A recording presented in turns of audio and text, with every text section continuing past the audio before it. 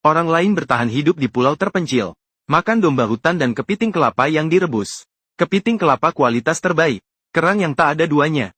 Menggunakan kepiting sebagai umpan. Menangkap seekor ikan jenahak 5 hingga 6 pon. Mengunyah kerang yang kenyal dan penuh rasa. Jika kekurangan protein, gunakan telur burung sebagai gantinya. Bertahan hidup dengan gaya seolah sedang liburan berbayar. Kualitas hidupnya bisa menyaingi Kaisar Jepang. Samudra Pasifik yang luas tidak kekurangan pulau terpencil. Bear Grylls membawa 25 sen dan helikopter nuklir. Meminta pilot membawanya ke Panama. Mencari tempat yang tepat di wilayah pesisir. Mendarat langsung di pulau tidak sesuai dengan gaya bertahan hidupnya. Maka dia memilih sebidang pasir 3 km jauhnya. Melompat dari 3 meter ketinggian. Dari sini dimulailah episode menjelajah alam bebas. Pasir di bawah kakinya akan segera terendam oleh air pasang Haisui Yanmei. Beberapa hanya bisa berenang ke pulau terpencil di seberang. Melintasi ombak pantai yang ganas. Tak bisa bertemu hiu banteng, hiu harimau, atau hiu putih seperti yang dibayangkan. Malah melihat paus kepala berukuran kira-kira 12-3 meter.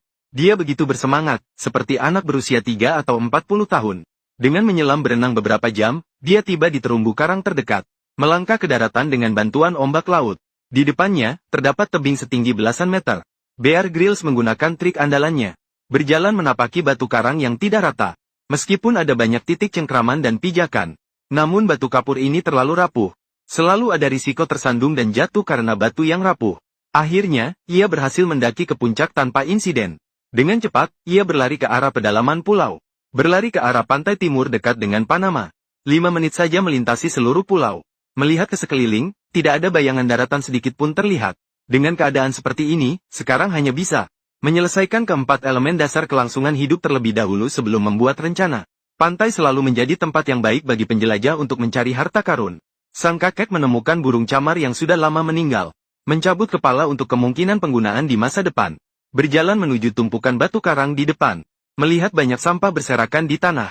Sampah yang terbawa air laut ke pantai. Jaring ikan, botol plastik, dan kayu apung semuanya dianggap sebagai harta karun.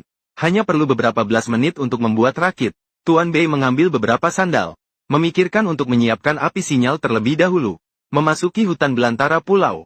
Menebang beberapa pohon kecil. Sampai di ujung tanjung dengan pemandangan yang bagus. Mengikat cabang untuk membentuk kerangka segitiga. Tengahnya tambahkan platform lagi. Menumpuk jerami kering, kayu bakar, dan sandal plastik yang telah dikumpulkan. Untuk mencegah agar tidak kehujanan belakangan ini. Kemudian menempatkan daun pisang di atasnya untuk perlindungan ekstra. Kembali ke pantai pasir. Bear mengambil tongkat bambu dan mulai menjelaskan. Inti dari bertahan hidup di pulau terpencil. Menggambar garis lurus di tanah. Mewakili kondisi tubuh bertahan hidup. Garis mendatar melambangkan waktu.